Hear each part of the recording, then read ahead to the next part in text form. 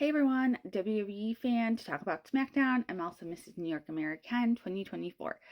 So last night was an interesting episode for sure. I will say I'm starting to see more of where they're going with SmackDown for sure. However, it still was kind of a slow show to me personally, but I will hang in there a little longer. So we opened the show with Solo, Jacob, and JC in the ring doing a little thing. You can see the tension between Solo and Fatu's getting cheered, and it's like we see this like melding slow build for it, and I'm just like, when's it gonna happen, right? Like, when is Fatu turning on Solo or vice versa?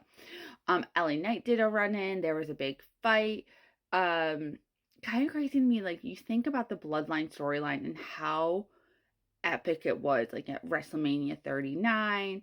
I would argue less important during WrestleMania 40, and then like less at WrestleMania 41, and now it's kind of like this mid-card thing. But yeah, all in all, I thought it was a really great way to start the show. We are in Money in the Bank season, so we had two qualifiers, a women's and a men's.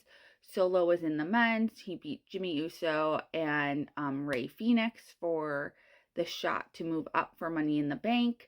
My guess is like maybe that's the thing. Maybe they're gonna have Solo win Money in the Bank and then go after Jacob's title, but we don't know who else is in the match yet. So this is like all hearsay on my part.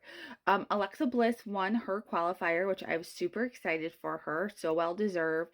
They kind of like there were some awkward backstage things though with her. She was talking to the people she was fighting, and then she had this weird thing with Charlotte about being friends, and I don't know if that's gonna meld into something. I think it will, but it was very awkward.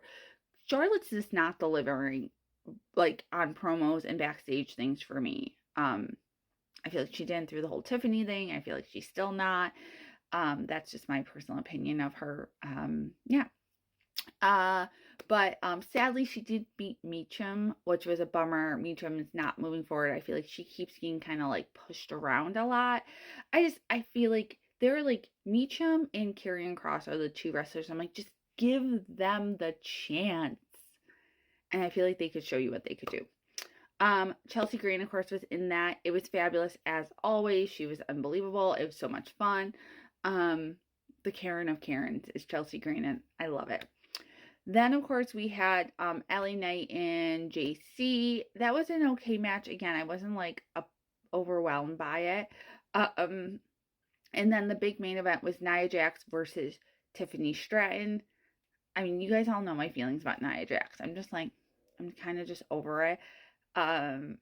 We also had a tag team match, and the only reason I'm jumping is because, like, where's Candice LeRae and all this stuff? I just sometimes, like, I'm like, why didn't they release her? And why didn't they release DIY? Quite honestly. But I will say, I feel like they're building something in the tag team division. You're seeing, like, everyone having a reason they don't like everyone. You see Fraxium really coming up. You see, Machine Guns. I like the movement of it all. With the 4 teams, I think there's a lot. Oops, sorry about that. A lot of directions you can go in with that. But yeah, big moment to R-Truth backstage thing. I mean, Saturday night's main event. I love R-Truth. I love R-Truth. Don't make him take too many bumps, John. And Damian Priest will be in the Steel Cage match. All right, I have to go. I have to get to work. But let me know your thoughts and comments in the comment section wherever you can talk about this, and let's continue the conversation leading to Money in the Bank and Saturday night's main event next Saturday.